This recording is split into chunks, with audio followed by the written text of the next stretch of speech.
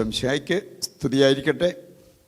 ആത്മീയ ഭോജ്യത്തിൽ ഈ ദിവസങ്ങളിൽ നമ്മൾ ചെയ്യുന്നത് പരിശുദ്ധ കന്യകാമറിയത്തെക്കുറിച്ചുള്ള ധ്യാന വിചിന്തനം നടത്തി പരിശുദ്ധ അമ്മയുടെ വിമല ഹൃദയത്തിൽ നമ്മെ പ്രതിഷ്ഠിക്കുകയാണ്.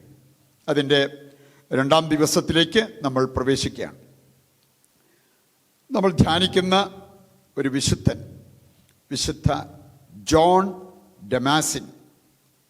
ഇനി ഇദ്ദേഹത്തിൻ്റെ ജീവചരിത്രം വായിച്ചു കഴിഞ്ഞാൽ നമുക്ക് കാണാൻ സാധിക്കും, പരിശുദ്ധ അമ്മയുടെ മാധ്യസ്ഥം തേടി പ്രാർത്ഥിച്ചാൽ ഫലം വിസ്മയകരമായിരിക്കും.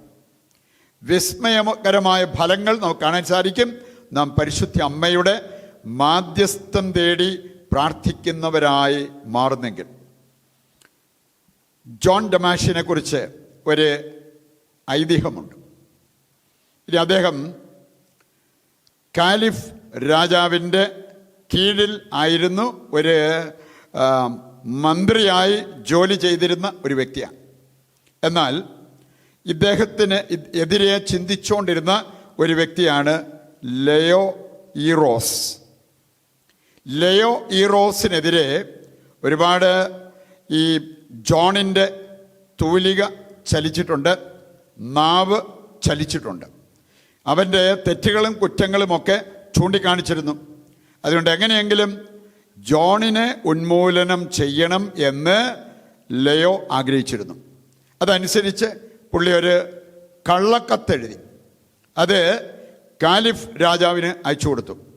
രാജാവ് ഈ കത്ത് വായിച്ചത് കോപാകുലനായി. കാരണം അദ്ദേഹത്തെ ദുഷിച്ച് പറയുന്ന കാര്യങ്ങളാണ് ആ കത്തിനകത്തുള്ളത്. ജോണാണ് ഈ കത്തെഴുതിയത് എന്ന് ചിന്തിച്ചുകൊണ്ട്, കാരണം അങ്ങനെ ധരിപ്പിക്കുന്ന ഒരു കത്തായിരുന്നു. ഇനി അതനുസരിച്ച് കോപാകുലനായ രാജാവ് ഓർഡർ ഇട്ടു, ഈ ജോൺ ഡമാസിൻ്റെ വലതുകരം ഛേദിച്ച് അത് തെരുവീതിയിൽ കഴുമരങ്ങൾ വെച്ചിട്ടുണ്ടായിരുന്നു. അങ്ങനെ ഒരു കഴുമരത്തിൽ കെട്ടിത്തൂക്കിയിടാൻ പറഞ്ഞു. അവർ അപ്രകാരം രാജാവിൻ്റെ ഓർഡർ പാലിക്കുന്നത് കാണാൻ സാധിക്കും. പിന്നീട് നമ്മൾ കാണുകയാണ്, ജോൺ രാജാവിൻ്റെ അനുവാദത്തോടുകൂടി ഈ കെട്ടിത്തൂക്കിയിരുന്ന കരമെടുത്തിട്ട് മാതാവിൻ്റെ നാമത്തിലുള്ള ഒരു ദേവാലയമുണ്ടായിരുന്നു, ആ ദേവാലയത്തിൽ ചെന്ന് പ്രാർത്ഥിച്ചു, മുട്ടുകുത്തി പ്രാർത്ഥിച്ചു. അതിനുശേഷം ഈ കരം ചേർത്ത് വെച്ചപ്പോൾ അത് പഴയതുപോലെയായി. അത്ഭുതകരമായൊരു സൗഖ്യം അവിടെ ഉണ്ടായി. കാലിഫ് രാജാവ് ഇത് കേട്ട് കഴിഞ്ഞപ്പോൾ ജോണിനെ വിളിച്ച് മാപ്പ് പറയുന്നതായിട്ട് ഈ ഐതിഹ്യം പറയുന്നത് കാണാൻ പറ്റും. പിന്നീട് ജോൺ ആവശ്യപ്പെട്ട ഏക കാര്യം, എന്നെ ആ മന്ത്രിസ്ഥാനത്ത് നിന്ന് ഒഴിവാക്കി തരും.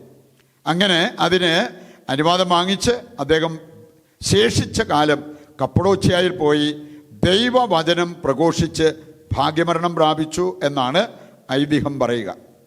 എന്തായിരുന്നാലും നമുക്ക് മനസ്സിലാക്കാൻ പറ്റുന്നൊരു കാര്യം, പരിശുദ്ധ അമ്മയുടെ മാധ്യസ്ഥം തേടി പ്രാർത്ഥിച്ചാൽ ഫലം വിസ്മയകരമായിരിക്കാം. പ്രിയപ്പെട്ടവരെ, ഈ ബോധ്യം നമുക്കുണ്ടെങ്കിൽ അമ്മയുടെ മാധ്യസ്ഥം തേടി പ്രാർത്ഥിക്കാനും അമ്മയുടെ വിമല ഹൃദയത്തിൽ നമ്മെ പ്രതിഷ്ഠിച്ച് അനുഗ്രഹങ്ങൾ പ്രാപിക്കാൻ നമ്മൾ മനസ്സ് കാണിക്കും. നമുക്കിന്ന് ഏതാനും ചില കാര്യങ്ങൾ മനസ്സിലാക്കിയിരിക്കാം. മറിയം കൃപാവര മാതാവും മധ്യസ്ഥയുമാണ് എന്നുള്ളത് സഭ നമ്മെ പഠിപ്പിക്കുന്നൊരു കാര്യമാണ്. കൃപാവരത്തിൻ്റെ മാതാവ്. കൃപാവരങ്ങൾ കിട്ടാൻ പരിശുദ്ധ അമ്മയുടെ മാധ്യസ്ഥം നമുക്ക് വളരെ സഹായകരമാണ്. ഏത് കാര്യം, ആത്മീയ കാര്യമാണേലും ഭൗതിക കാര്യമാണേലും നിറവേറിക്കിട്ടാൻ പരിശുദ്ധ അമ്മയുടെ മാധ്യസ്ഥം നമുക്ക് വളരെയേറെ സഹായകരമാണ്.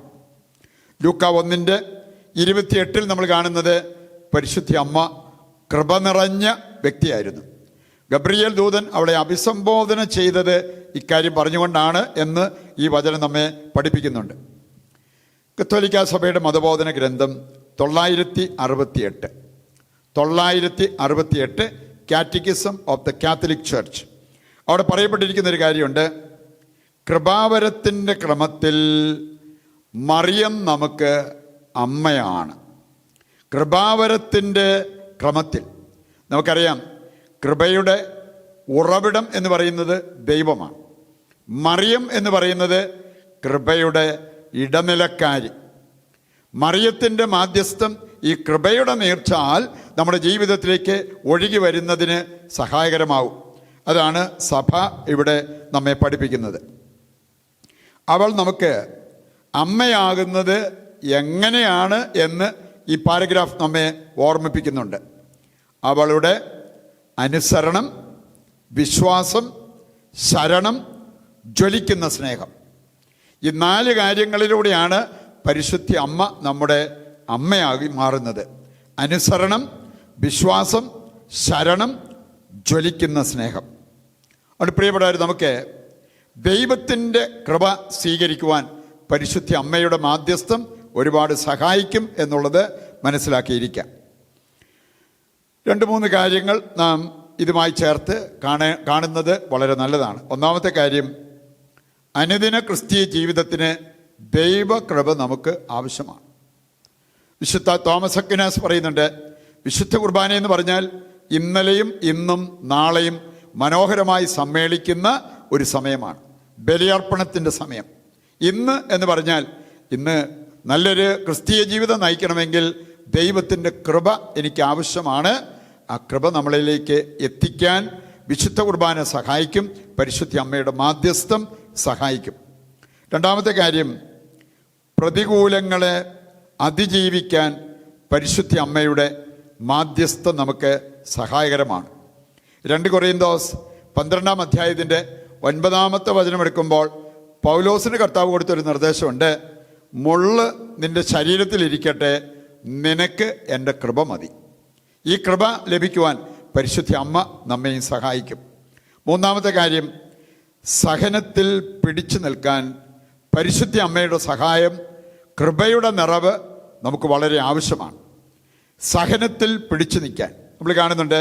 മത്തായി 10:22, ലൂക്കായി 21:17 മുതൽ ഇതെല്ലാം വായിച്ചു കഴിഞ്ഞാൽ സഹനങ്ങൾ, ക്ലേശങ്ങൾ നമുക്കുണ്ടാകും. പക്ഷേ അവിടെയെല്ലാം അതിനെ അതിജീവിക്കാനുള്ള കൃപ ദൈവം നമുക്ക് തരും എന്നുള്ളത് ദൈവത്തിൻ്റെ ഒരു വാഗ്ദാനമാണ്. പ്രിയപ്പെട്ടവരെ, ഈ സന്ദേശം ഹൃദയത്തിലേക്ക് ഏറ്റെടുത്തുകൊണ്ട് പരിശുദ്ധ അമ്മയുടെ മാധ്യസ്ഥം തേടി നൊവേനയിൽ പങ്കുചേരുവാൻ നമുക്കൊരുങ്ങാം. ഇന്ന് നമ്മൾ ഒരു പൊതു നിയോഗമായിട്ട് വയ്ക്കുന്നത്, പ്രാർത്ഥനയും പരസ്പര സ്നേഹവുമില്ലാത്ത കുടുംബങ്ങളുണ്ട്. ആ കുടുംബങ്ങളെ പ്രത്യേകം സമർപ്പിച്ച് നമുക്ക് ഈ നൊവേനയിൽ പ്രാർത്ഥിക്കുകയും ചെയ്യാം. ദൈവമാതാവും ഞങ്ങളുടെ മധ്യസ്ഥയുമായ പരിശുദ്ധ കന്യകാമറിയമേ, മനുഷ്യകുലം മുഴുവൻ്റെയും മാതാവും സംരക്ഷകയുമാകുവാൻ ദൈവം മുൻകൂട്ടി തിരഞ്ഞെടുത്തിരിക്കുന്ന അങ്ങയെ ഞങ്ങൾ വണങ്ങുന്നു. ഞങ്ങളുടെ കുടുംബത്തിൻ്റെ മാതാവും സംരക്ഷകയുമായി ഞങ്ങൾ അങ്ങയെ സ്വീകരിക്കുന്നു. വാത്സല്യനിധിയും കരുണ നിറഞ്ഞവളുമായ പരിശുദ്ധ മറിയമേ, അമ്മയുടെ വിമല ഹൃദയത്തിന് സമർപ്പിക്കപ്പെട്ട ഞങ്ങളെ അങ്ങേ കരങ്ങളിൽ വഹിച്ച് സ്വർഗത്തിൽ എത്തിക്കണമേ. ഞങ്ങളുടെ ശരീരവും ആത്മാവും അശുദ്ധമാകാതിരിക്കാനും ഞങ്ങളുടെ വാക്കുകളും പ്രവൃത്തികളും തീരുമാനങ്ങളും അങ്ങയുടെ തിരുക്കുമാരന് പ്രീതികരമാകാനും ഞങ്ങളെന്നും സത്യമാർഗത്തിൽ നയിക്കപ്പെടാനും അമ്മ ഞങ്ങൾക്കായി പ്രാർത്ഥിക്കണമേ. നന്മ നിറഞ്ഞ അമ്മേ, ദൈവമാതാവേ, ഇന്നത്തെ ഞങ്ങളുടെ എല്ലാ പ്രവർത്തനങ്ങളെയും ഞങ്ങളിന്ന് കണ്ടുമുട്ടുന്ന എല്ലാവരെയും അമ്മയുടെ വിമല ഹൃദയത്തിന് ഞങ്ങൾ പ്രതിഷ്ഠിക്കുന്നു. ഞങ്ങളിലെ എല്ലാ തിന്മയും അശുദ്ധിയും അകന്നു പോകാനും പ്രലോഭനങ്ങളെ അതിജീവിക്കാൻ ആവശ്യമായ ആത്മീയ കരുത്ത് ഞങ്ങൾക്ക് ലഭിക്കാനും അമ്മ ഞങ്ങൾക്ക് തുണയാകണമേ. അമ്മയുടെ വിശ്വാസ ചൈതന്യവും പരസ്നേഹവും ശുശ്രൂഷ മനോഭാവവും സഹനശക്തിയും ഞങ്ങൾക്ക് ലഭിക്കാനും അമ്മയെപ്പോലെ ഞങ്ങളും ദൈവഹിതത്തിന് വിധേയപ്പെടുന്നവരാകാനും അമ്മ ഞങ്ങൾക്കായി പ്രാർത്ഥിക്കണമേ. ആമേൻ. നമ്മുടെ എല്ലാ ആവശ്യങ്ങളെയും സ്വർഗത്തിലേക്ക് ഉയർത്തിക്കൊണ്ട് താഴ്ന്ന സ്വരത്തിൽ കർത്താവിനെ സ്തുതിച്ചുകൊണ്ട് ദിവ്യകാരുണ്യത്തിൻ്റെ ആശീർവാദവും നമുക്ക് സ്വീകരിക്കാം. യേശുവേ നന്ദി. Hallelujah, hallelujah, hallelujah. പിതാവായ ദൈവമേ, പരിശുദ്ധ അമ്മയുടെ മാധ്യസ്ഥതയിലൂടെ സ്വർഗത്തിലേക്ക് ഞങ്ങൾ ഉയർത്തുന്ന ഞങ്ങളുടെ എല്ലാ ആവശ്യങ്ങളും അവിടുന്ന് ഇപ്പോൾ ഏറ്റെടുക്കണമേ. ഞങ്ങളുടെ പ്രാർത്ഥനാ നിയോഗങ്ങൾ അവിടുന്ന് ഏറ്റെടുത്ത് അതെല്ലാം ഞങ്ങൾക്ക് നിറവേറ്റി തരണമേ. യേശുവേ നന്ദി. Hallelujah, hallelujah, hallelujah.